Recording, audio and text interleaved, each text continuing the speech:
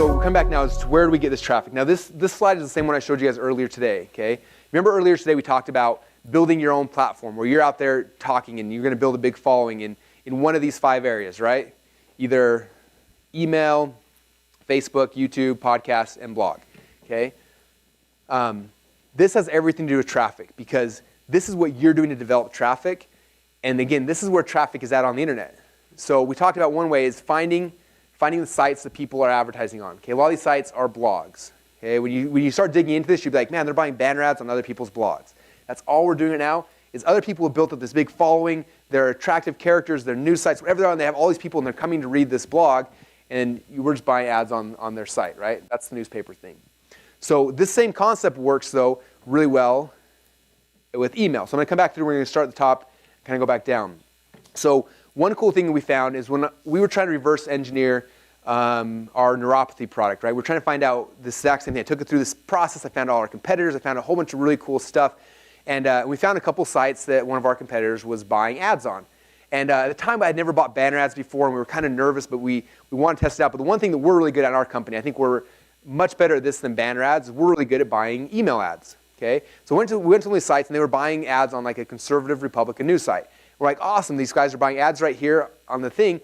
I wonder if there's an email list, like this blog or this news site, I wonder if they have an email list. So that little advertise button at the bottom we clicked on, sure enough, they got a whole bunch of stuff. You can buy banner ads on our site, you can buy emails on our site, whatever. So for us, we gravitate more towards email, okay? Because my favorite thing about email is I can buy an email and within a day, I know if it worked, it comes fast. It's like a big surge of traffic and you can see things really, really fast. So for me, that's my personal favorite way to test an offer and get it out fast.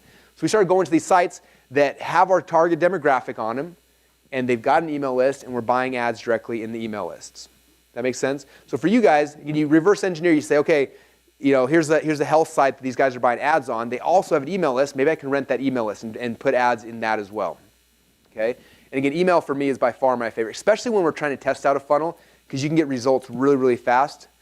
The banner ad stuff I just showed you guys is good, but for me, it takes a little longer. There's more variables that you can still kind of screw up. So I usually start initially with email and then Facebook, which John's going to talk about here in a second. But we start like that, okay?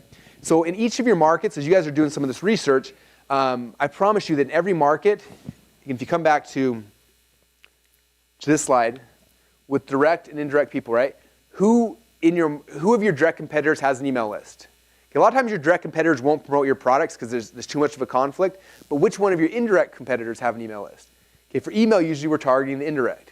So I'm selling the weight loss ebook. I'm going to find a guy selling the weight loss supplement to promote my ebook because it doesn't conflict with him. And people are the same target market. He's going to make a bunch of money promoting that. Okay, does that make sense, you guys?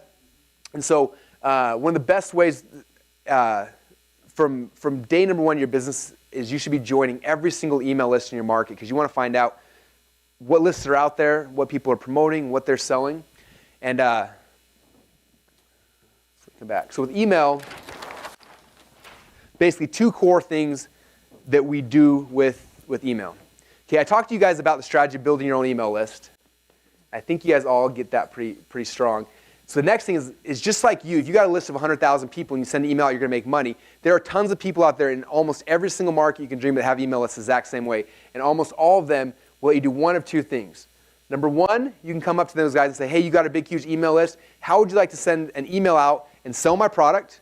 And I'll pay you a commission on each of those, right? Pretty basic. We call it an affiliate or a joint venture partner. Okay. My very first product I ever created, I didn't have a list. I didn't know how to drive traffic, but I met this guy. He had an email list of like 15,000 people. I was like, hey, man, this is my product.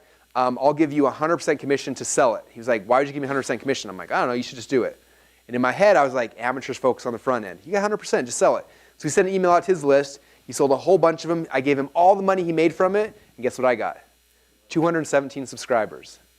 That might seem like a big deal to you guys, but that was the beginning of my business. I had people. I had an audience now. Now all this attractive character stuff, I have someone I can like give it to. Like, hey guys, I'm awesome. This is why. And all of a sudden, these little group of people started liking me. And I went to the next guy. I'm like, hey, you got a big email list. This is my product. Converts really, really good. I'll give you 100% to promote it. They're like, all right. I'm sure they're thinking to me like, what a moron. Like, you don't make any money when you give 100% away.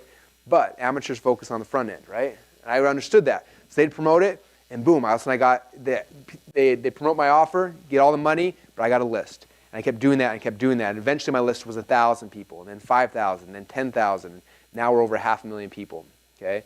And that's kind of one really good strategy. Now, you don't always have to give an affiliate person 100%, but most people who get in this business, they err on the other side. And they're like, oh, I'm going to pay my affiliate 10%, okay? There's not many affiliates who get excited about 10%. And if they don't promote your thing, then guess what you get? You get nothing. Okay? If our goal is on our initial funnel to break even, give them 100%, give them 50%, give them 80%, whatever that number is, give them as much as they want, because your goal is not to make money initially. Your goal is to build a list so you can make money on everything else, right? So affiliates are a great way to do that. Now, a lot of people, they don't do affiliate things for whatever reason, okay? And so for those people, I come back to them and say, hey, okay, well, you don't do affiliate stuff. Well, can I buy an ad in your list? How about I write an ad, I give you a whole bunch of money, and you just send an email out to that list, and I keep all the money. And for whatever reason, a ton of people like doing this. It's crazy. We call them solo ads. Okay? And there's literally people that will sell you solo ads in their email list in almost every market I've ever tried to do it in finance market, in health, nutrition, weight loss, and make money, and they're all over the place. In the BizOp, how to make money market, David and I were talking about this yesterday. Like, there's so much that's happening that I think the quality's dropped down. But in other businesses, like it's crazy. We had for our Neurocell, one of our first ads. You remember, Brent? I think you spent $3,000 for the ad. We ended up making like 15, 20,000. Like it's like 5 or 6 times our money back on the front end. I was just like, this is like Christmas. And these lists are out there everywhere in all of your markets, you guys. Okay? And so we find them and say, hey, this is the deal. You got an email list. How much do you charge? And a lot of times they're like, hey, it's $1,500. Send an email to my list. Like, all right, write them a check, send an email to their list. And within a day, all these people come through, and you know if your offer is going to work. Okay? And you start getting money back, or you break even, or you make a profit, whatever it is. But it happens really, really fast. Okay? So for me personally, my favorite way to drive traffic is email. I think it's the fastest, the best, the easiest. That's what I always personally focus on first. Some of you guys, it's not going to be that way. Some of you guys like Facebook. Some of you guys like the banner ads. Everyone's kind of gravitates towards their favorite thing, and that's fine. That's why we're kind of sharing all these different strategies with you. But email is the one that I focus on the most. So this question was, do we have a rough formula for how much we want to pay on an email list? So that is, it's hard to give you an exact number because there's so many variables, like what market, what list, there's a whole bunch of things. So what we normally do is, in each market, not every market, but a lot of markets, there's like list brokers that work in those markets, and basically come to them and they kind of negotiate on your behalf. Or you can go directly to the person you're trying to negotiate, but it changes a lot.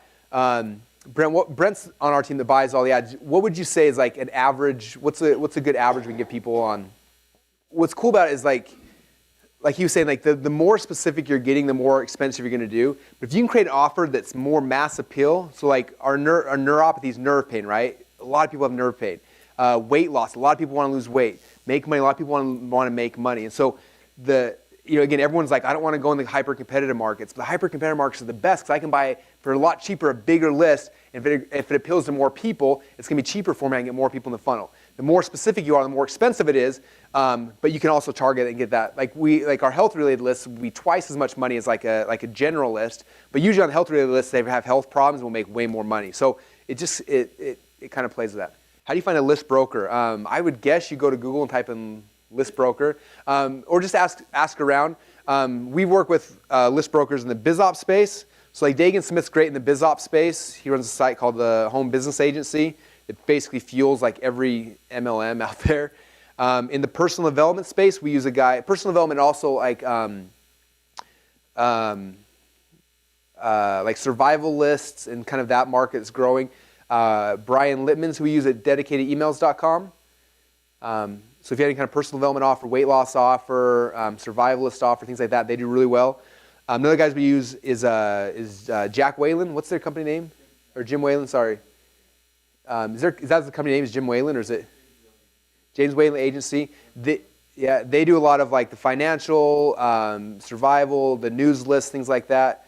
We've got guys in the like finance space. So there's a lot of different list brokers. So we use them direct. A lot of times though, there's not list brokers. Like when we first started doing Neurocell, we were looking for diabetes lists. And there's not like, at least I haven't found like a broker who just deals with diabetes lists. So I just went into Google. I literally typed in diabetes, advertising, email, something like that. And on the top 10 page, there's like 3 or 4 people that were like, we have diabetic lists. Here's our advertising rates, and all that stuff came up. So a lot of times it's just doing a little searching and kind of looking for it.